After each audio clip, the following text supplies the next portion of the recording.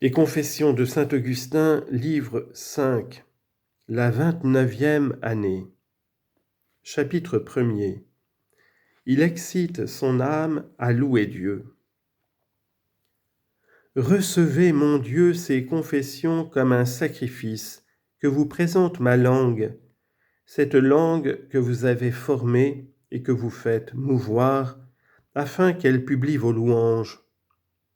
Guérissez toutes les puissances de mon âme, et qu'elle dise ensuite, Seigneur, qui est semblable à vous, puisque celui qui se confesse à votre divine majesté ne vous apprend rien de ce qui se passe en lui-même, non plus qu'un cœur qui se ferme ne se cache à vos yeux, et n'est pas assez fort pour résister par son endurcissement à la puissance de votre main.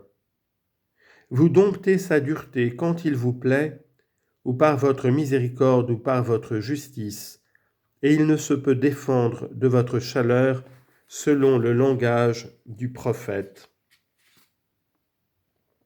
Psaume 19, verset 7.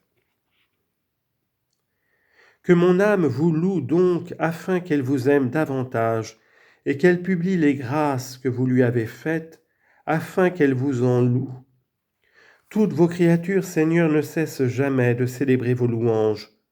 Celles qui sont pourvues d'esprit et d'intelligence vous louent par leur propre bouche.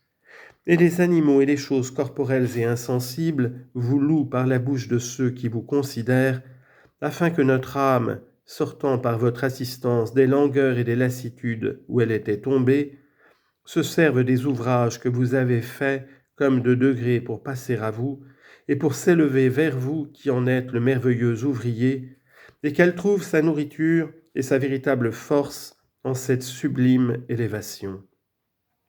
Chapitre 2. Que les méchants ne sauraient fuir la présence de Dieu et qu'ils doivent plutôt retourner à lui. Que les méchants étant troublés et inquiétés s'en aillent et s'enfuient où ils voudront pour tâcher d'éviter votre présence. Vous les voyez partout où ils vont. Vous percez les ombres dont ils se couvrent et découvrez leur difformité, leur laideur parmi les beautés de toutes les parties de la nature qui les environnent.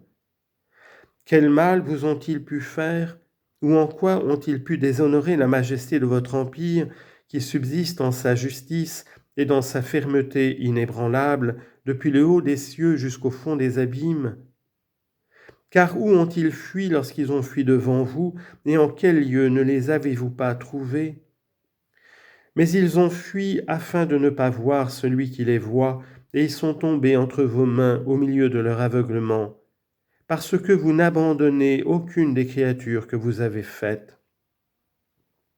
Ils ont fui, et tout ce qu'ils ont fait par cette fuite, c'est qu'étant injustes, ils vous ont rencontrés armés de vengeance et de peine pour les châtier justement, et que se tirant des mains de votre bonté, ils sont tombés en selle de votre justice, et se sont venus briser contre la sévérité de vos lois et la rigueur de votre colère.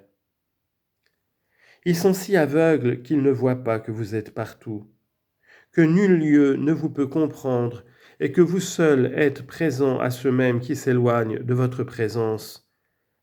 Qu'ils se convertissent donc et qu'ils vous cherchent, puisque vous n'abandonnez pas vos créatures comme elles abandonnent leur Créateur.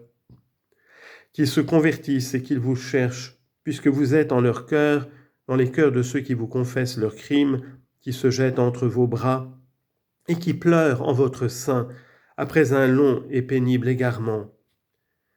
Votre bonté est même si grande que vous essuyez leurs larmes, mais ils pleurent encore davantage et trouvent leur joie et leur consolation dans leurs pleurs, parce que ce n'est pas un homme de chair et de sang, mais c'est vous-même leur Créateur qui les soutenez dans leur faiblesse et les consolez dans leur misère. Où étais-je donc quand je vous cherchais? Vous étiez présent devant moi, et j'étais éloigné comme absent de moi-même, et n'avais garde ainsi de vous trouver, puisque je ne pouvais pas me trouver moi-même.